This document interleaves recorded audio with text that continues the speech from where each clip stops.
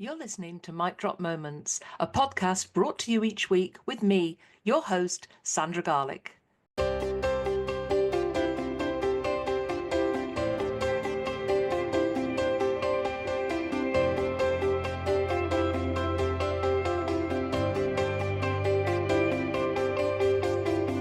During the podcast, I invite guests to share their amazing stories, knowledge and top tips, including their mic drop moments, especially for you.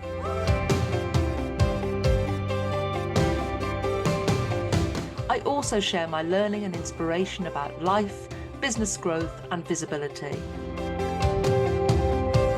I'm delighted to bring the Mic Drop Moments podcast to you each week to inspire and motivate you to achieve. Enjoy the podcast and don't forget to leave a review.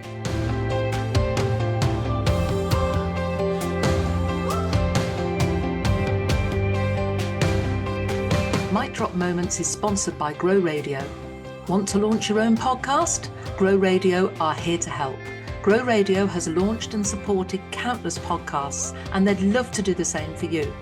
Just hit record and they'll handle the rest. No editing stress, no technical faff, just a great podcast released when you want.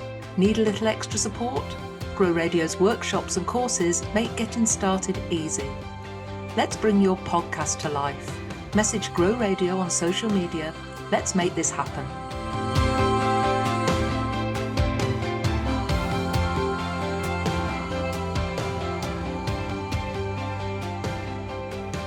Welcome to Mic Drop Moments. This is a very special bonus episode. Why is it special? Well, today is my birthday. Don't worry, I'm not going to give you a rendition of Happy Birthday to me, but rather than celebrating quietly with cake and bubbles, although I will be doing that this morning and again tonight and probably again over the weekend, but I wanted to celebrate with you by sharing my story or some elements of it, because every single week I interview people and we hear elements of their story, and I don't think I've actually shared mine on here. This podcast is we're on episode 170 something, and I don't think I've ever shared my full story. I think I've shared snippets when I've had conversations, but not the actual full-blown story. And as I'm featuring this month in Brand New magazine, and I'm on the cover, I'm a cover girl, and I've got, I think, an 8-page spread in there sharing my story, I thought, well, why not do it on the podcast as well? So here we are. And my story isn't a straight road, as probably yours isn't either. It's been full of twists, turns, reinventions, challenges, breakthroughs. But if there's one message I want you to take away from my story, it's this: you can be anything you want to be. Now, I was a confident child. My mum always said to me, you can be anything you want to be. And that's one golden nugget that I've carried through with me right the way through my life, and especially in the last decade. That's how long Woman Who has been going. And at the time when she said, you can be anything you want to be, I was probably about 7 or 8. I believed her. I honestly thought I could fly. I lived on a little housing estate. It was my universe. I thought that was the world. I didn't believe that there was anything outside that bubble. And in my head, I also believed I was related to the royal family. Now, we won't go there, but obviously that bubble burst when my dad made it very clear we were not. And when I passed my 11 plus, and I worked really hard to do that, I went to an all-girls grammar school. And I went from being bright, bold, confident and different to being a very small fish in a very big pond. We were made to dress exactly alike, and I became a clone. That's how I look at my old school photographs, and I think, yeah, I was just a clone. I was made to think, look and sound just like everybody else. Now, for someone who was one of the top 100 girls in the city, I quickly became a non-achiever, a rebel. Yeah, I was a rebel. I was a girl who couldn't wait to escape, marry, earn money and buy shoes. That won't surprise you. So I left with virtually no qualifications and zero aspirations. I married young. That's what I'd been trained to do at school. If we weren't going to go to university, we were trained to be a wife. I had 2 boys in my 20s and never really got the chance to finish my education. I didn't travel. I just thought that was my life. My mum was a housewife, so I was quite content with that because I believed that was the only role model I had. But there was always that little nagging thing at the back of my mind, you can be anything you want to be. I just didn't know what that was. And I think that was my lack of maturity at the time. And then came my divorce, and I'm not going to go into detail, but I walked away with 2 young boys, very young boys, 4 and 7, 2 suitcases, a couple of bean bags, and a very fierce determination to build a secure future for them. I was bringing these 2 boys up on my own and with very little financial support, in fact, no financial support. And one day I walked into the income support office, and as I stood there, I just looked around and I vowed never to go back. Ironically, straight opposite the income support office was the careers office. And so I marched straight in and signed up for a course. And the very next week I started college. And I started to gain those qualifications because I wanted to go to university. I wanted to provide a future for those 2 little boys. I wanted them to have the opportunities to be anything they wanted to be without limitation. So at first I thought I wanted to be a teacher. Yeah, that'd be great because you get all the school holidays. I knew I could be around for the boys. But after volunteering, I very quickly realised that I didn't like other people's children, not enough to make that a career. And a friend pointed out to me, when the boys grow up, you won't want the school holidays because all the holidays are really expensive. How right was she? And I'm ever grateful to her because I love my holidays. So I set my sights on becoming a solicitor, as you do. And people told me it would take 8 years. So I had no qualifications. It would be 8 years of study and a training contract. But that didn't scare me. It really didn't. I broke it down into seasons: spring, summer, autumn, winter. And I think that's where my 90-day planning began. That's where goal setting began for me. And I earned a place at the University of Warwick, which fortunately was my local university and a top 6 law school. And in my second year, I went with the same determination and secured a sponsorship with a top 10 global law firm. There was no room for failure. That was not an option for me. I think my maturity and life experience helped me stand out. I remember going for the interviews for that sponsorship and interviewing the interviewers. And I think they could see my confidence and determination and my maturity, I think, because I was obviously being measured up against people that were over a decade younger than me. I very quickly found myself in the legal world facing client-facing roles, spotting opportunities that others miss, and being able to communicate. And that was key. I was trained to speak in court, deliver presentations, trained to speak to the media, and I absolutely loved it. And this is where I started to build my personal brand. I was amongst a sea of fresh-faced graduates. Some of them didn't even have the confidence to answer a phone. And there I was, putting my hand up and volunteering to speak, organising seminars and getting myself out there. And I very quickly realised that I actually could be anything I wanted to be. However, the hours were long. And I realised my boys were now teens and I needed to be there for them. I won't go into detail, but I just needed to be close to home. So I moved to a small practice near where I lived and suggested to the partners one day about holding a women in business event. It was going to be a networking brunch. We'd have tea, coffee, fruit juices. We'd have croissants, we'd have fruit, we'd have yogurts, and they'd arrive at 9:30 after dropping the children at school, and they could leave before nursery pickup at 11:30. We'd have speakers, we'd be inspired, and we'd build a network. The response from the partners: we don't think women in business will take off. In the words of Julia Roberts, big mistake, huge. So frustrated, I handed in my resignation and launched my own female-led firm in 2007, boldly choosing red branding when everybody else was trusted blue. And to be honest, we disrupted the legal world. I was one of those innovators that did everything first. We embraced paperless networking in 2008, way before, I think we were the first solicitors to do it. And I built a thriving, predominantly female team. We were out there. We were the employment law team in Warwickshire. We were the go-to firm, and that was all because of the personal brand I was building. However, 8 years later, and a change in government legislation meant that employment law firms up and down the country were making people redundant. We lost about 75% of our work overnight. I learned such a huge and valuable lesson about focusing just on what we were too niche, in fact, to ride that. And I had 12 staff, some of whom were single mums, and I kept paying their salaries to my detriment while I figured things out. And in the end, I merged the firm to save their jobs.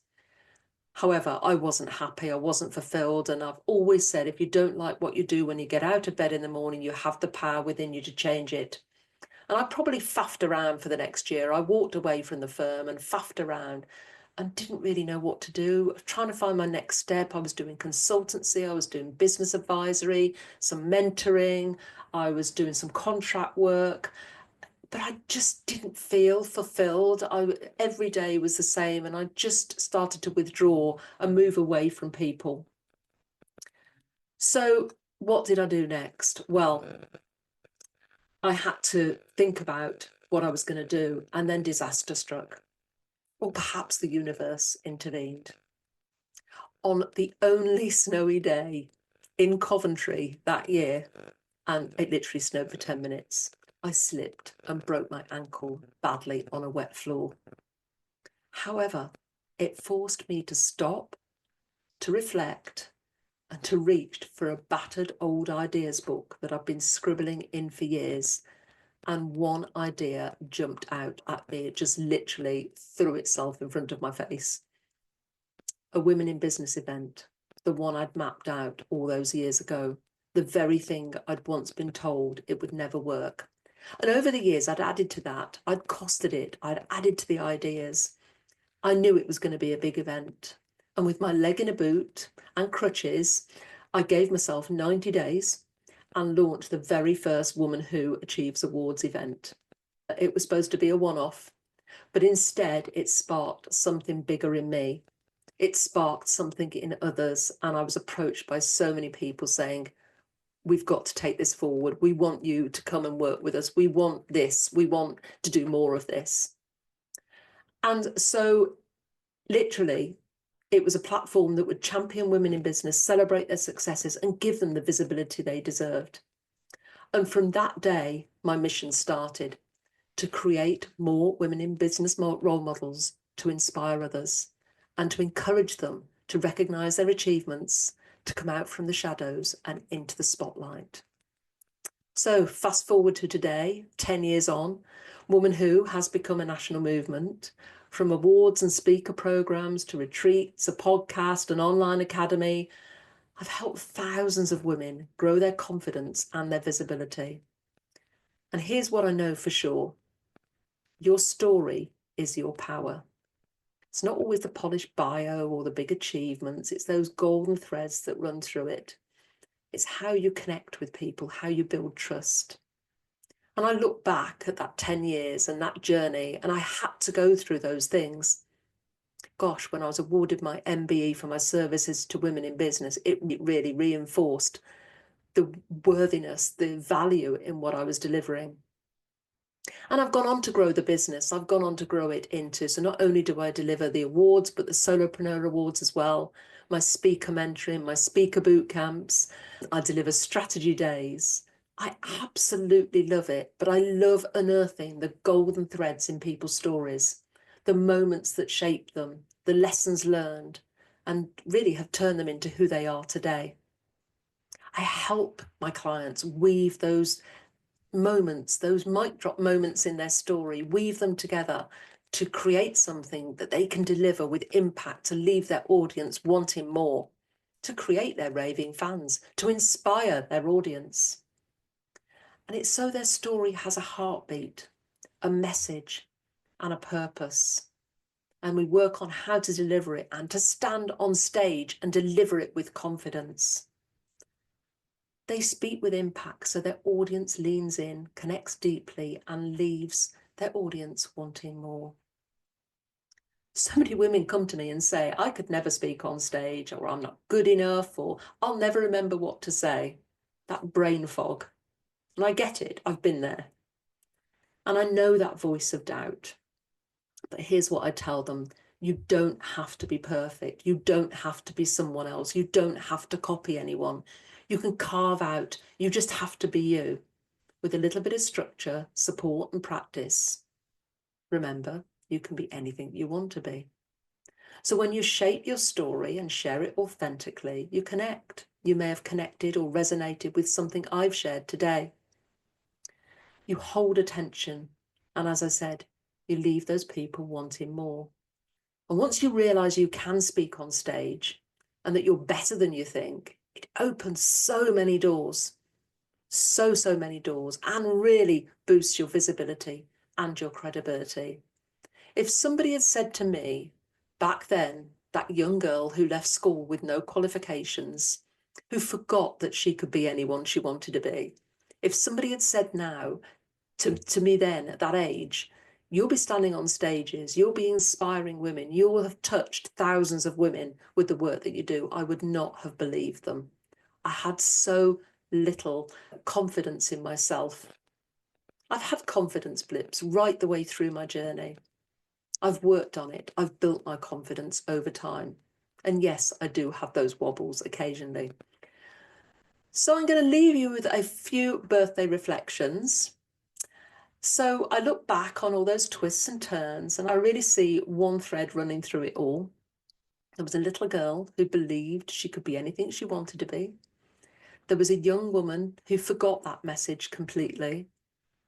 I was a mother who rebuilt her life, a lawyer who found her voice, and now a mentor and speaker, the person I am today, helping others find their stories and their voice.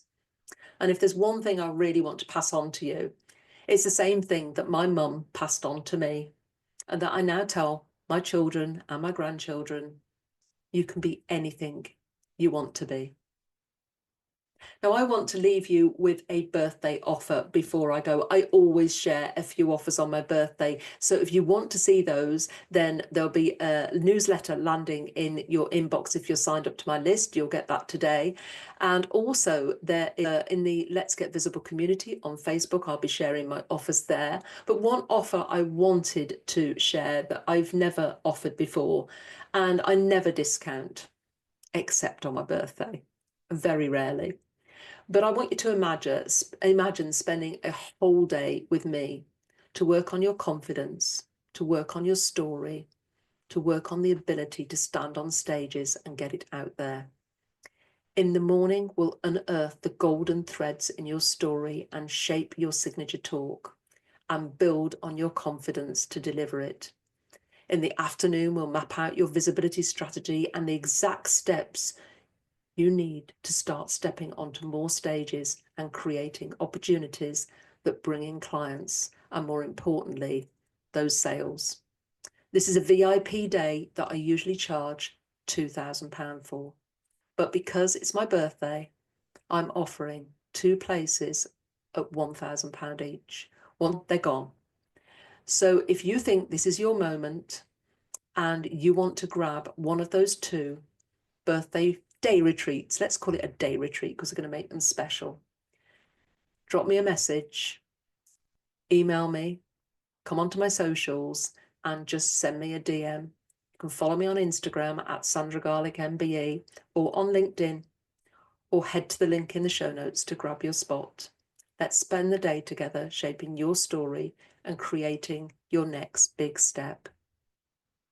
I'd just like to say a huge thank you for listening to my podcast each week, for listening to this bonus episode, and for celebrating my birthday with me. And if you're standing at a crossroads right now, wondering if you can start again, change direction, or do something new, take the leap. You can always be anything you want to be. Thank you for listening.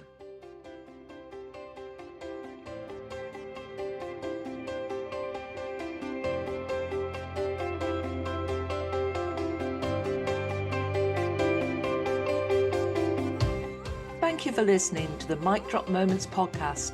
I hope you enjoyed it. Join me next week for more inspiration, learning, and top tips.